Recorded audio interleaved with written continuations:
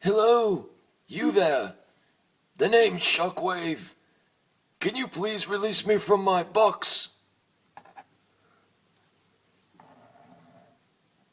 Did you say you need more Botox? Okay. No, I said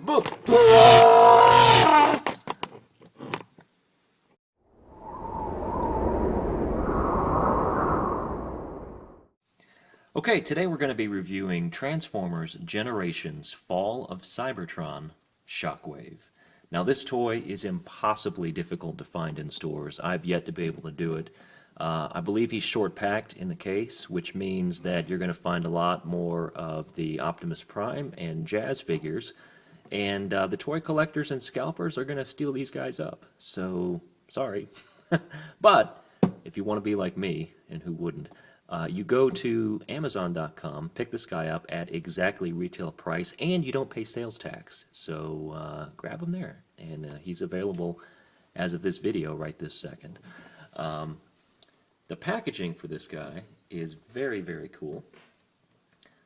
You can see Shockwave up close, which we'll do the review. Just be patient. Just be patient. So looking at the box, you've got a very, very cool box art here of what looks absolutely like a Generation 1 Shockwave. I mean, look at that. How cool is that? It's very cool. Oh, choking hazards. Be careful, not for kids under 3. But you knew that, right? Decepticon symbol, level 2, intermediate difficulty, which means I will have problems. Ages 5+. Yeah, we got that. So I guess if you're 4 years old, you're not going to choke on it. But, yeah, bad things will happen to you. Hasbro advertisement. I love how on the side of the box, you've got the half Decepticon face, which is just awesome. On the side of the Autobot box, you've got half an Autobot face. So on Jazz and Prime, you see that. On Shockwave, you've got half the Decepticon. So, really cool. 01 Series, number 3. Okay. On to the back. Old school tech specs. How cool is that? I don't have the little... they don't have it hidden, so you need the red lens to see it. But still cool. So Shockwave strength is an 8. Intelligence is a 10. Very smart. Speed, a little bit slower speed there at a 5. Endurance, rank, all fairly high. His rank is an 8. So I guess 9 in this universe would be Starscream, and 10 would be Megatron. Courage, yeah, he's fairly courageous. 6. Fire Blast, 10. The guy transforms into a weapon, so yeah, 10. And skill is a 6. I think Shockwave should have a higher skill than a 6, but whatever. Reading the box, I'll do that for you. Shockwave may appear to be loyal to Megatron, but in reality he serves only one master, pure logic. Behind his emotionless face rests the mind of a brilliant strategist and mathematician. He calculates constantly and enforces his solutions through the precise application of the vast power of his laser cannon. Very cool. Picture on the back. Transforms. Oh, laser cannon included. That's why they don't want kids to have this thing. And he turns into a Cybertronian mobile artillery mode. Whatever that means. But we'll find out. Let's see if this guy is as awesome as we think he is. That's him inside the box and through the magic of video editing. He will be open! Shazam! Okay, so this is Shockwave opened up and out of the box, and this is a very interesting looking figure here. Now, the box says that he is a Cybertronian mobile artillery mode. I have no idea what that means, but it doesn't matter. He's from Cybertron. It's really all you need to know here. He's full of panels. He looks like a weapon. He can shoot you in the face in 3D at that, so that's pretty cool. One thing that's true with all of these Fall of Cybertron figures is the way that they have detail in the mold, in the plastic. Take a look at just the panels here, and you'll see that they went to lengths here that they probably didn't have to do. You see all that detail? That's my cat. And he's loud too. But again, you know, you see all these lines and detail in this figure. And that's not something that I'm really used to with a lot of the Transformers line, especially with the Transformers Prime figures. Just don't get that. Okay, now when I first saw this figure, I could have sworn in pictures that what I was seeing here in the front, the actual weapon portion of his vehicle mode, was his gun that was separate, that I had already read about, that actually formed into the vehicle during transformation, and it's not. That right here is the bottom of Shockwave's feet. That's pretty cool. On top, you can see the weapon. You know, this is the weapon right up here. And this translucent pink is part of the weapon, and it almost has this look like, you know, this thing is building up energy, and as you get down here towards the end where his feet are is where this thing ejects. So I love the way this was designed. I'm not typically a fan of when they incorporate weapons into a transformation, but this is the one case that I don't care. This is just a great feature. Another interesting thing to note, since this part is his weapon attached onto his body during transformation, he has a peg hole, or a peg. I don't know if you can see that, but there's a peg right there. And that got me thinking, what figure could I stick this peg onto?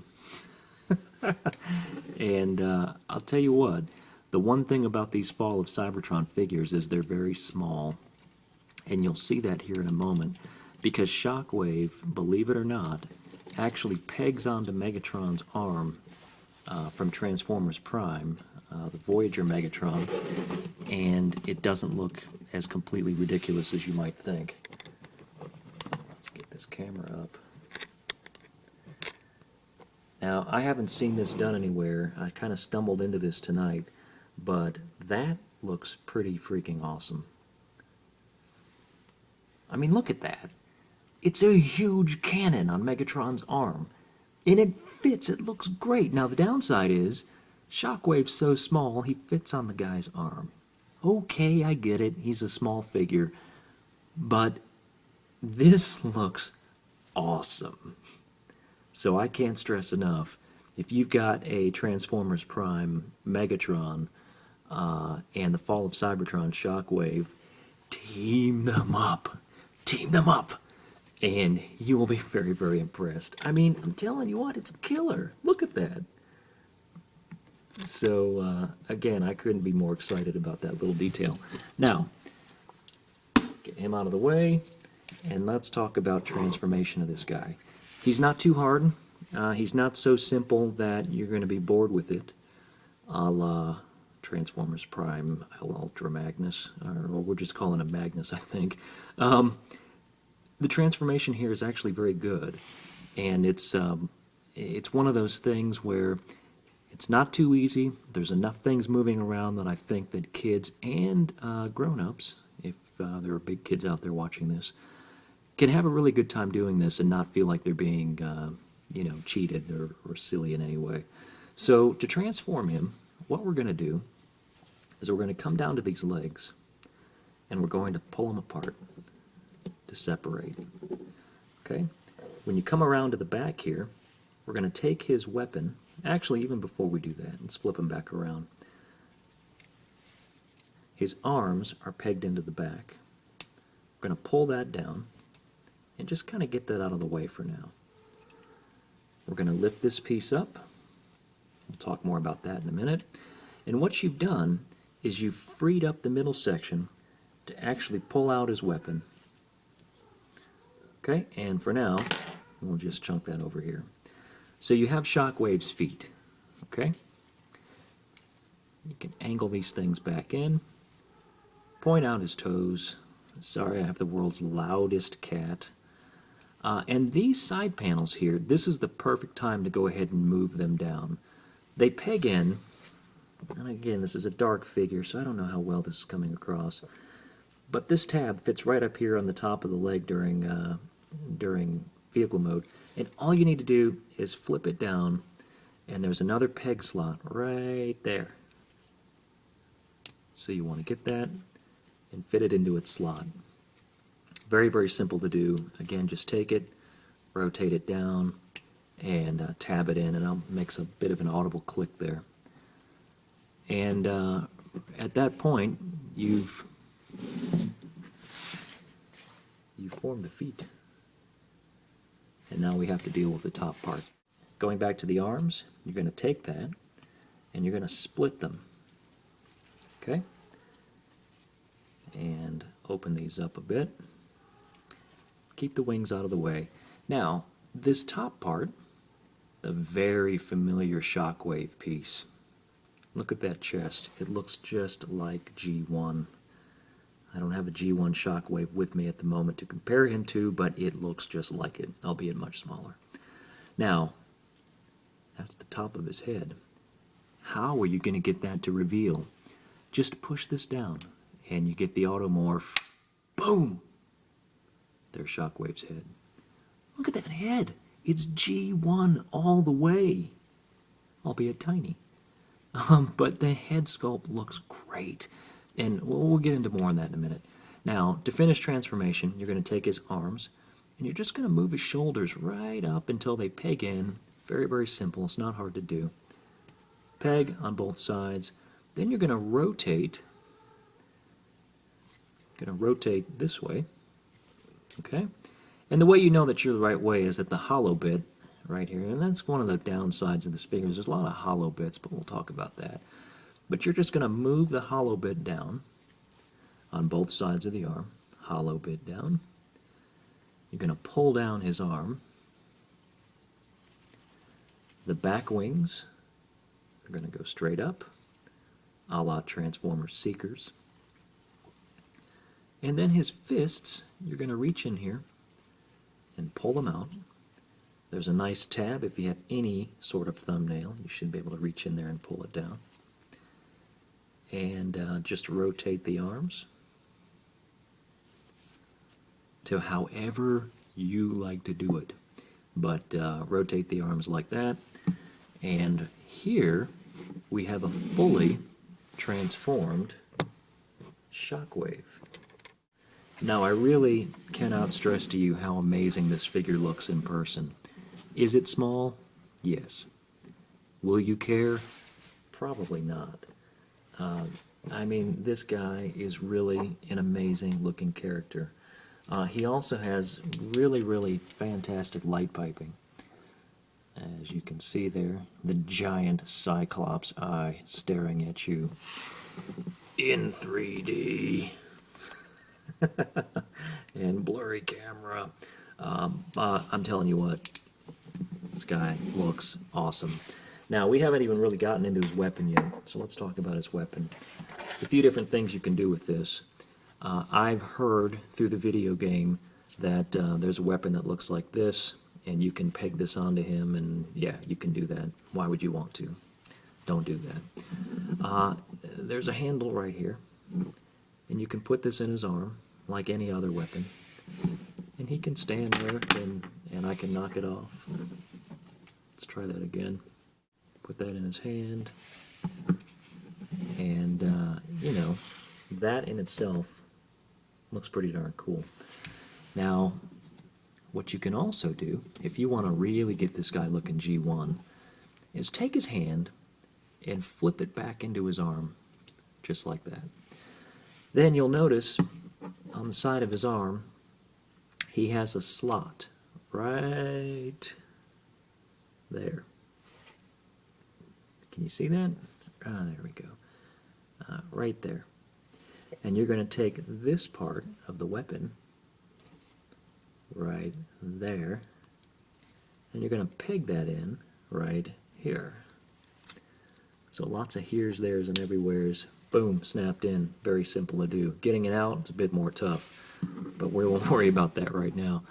Because again, what you have is a very G1-esque looking Shockwave, complete with a built-in cannon arm.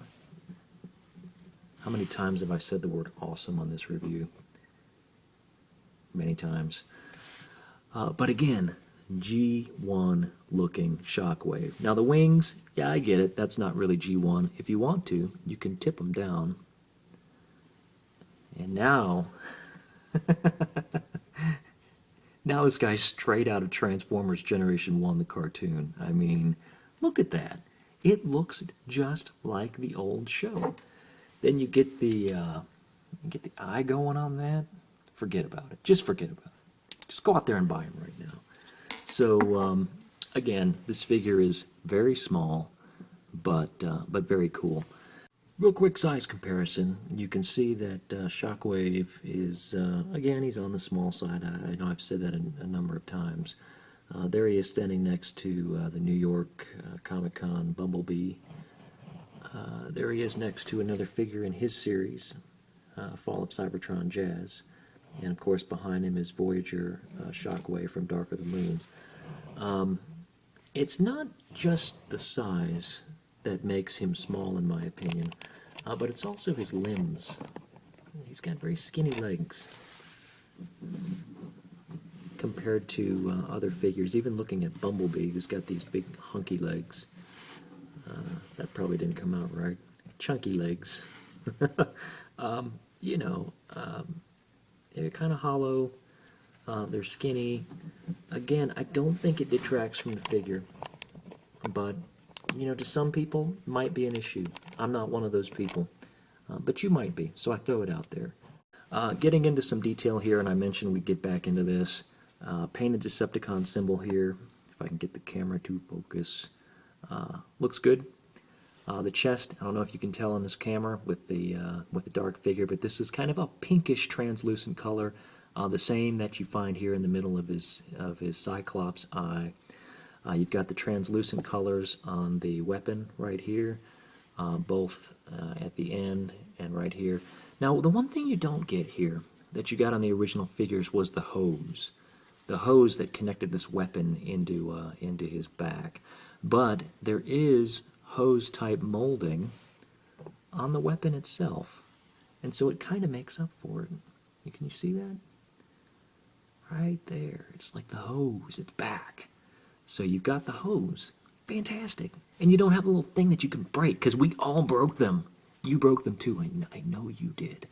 But I did as well, so don't worry about it. So you can get the hose going there, and looks, again, this giant weapon arm.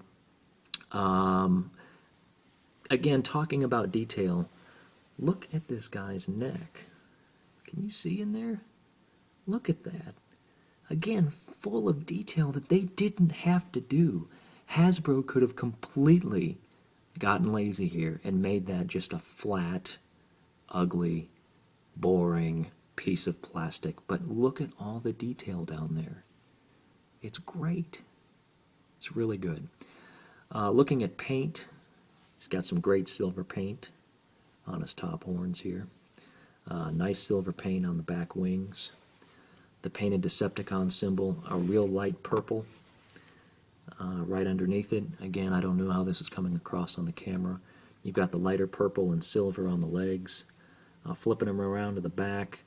You've got paint on the back of the wings as well, which is very cool, and just tons and tons of Cybertronian detail. Again, look at the molding in this plastic. Look at his back. You can see his spine. I mean, that's great. Again, they didn't have to do this. This is on his back. So it's the little things that really make this figure pop for me and make this a very, very cool thing.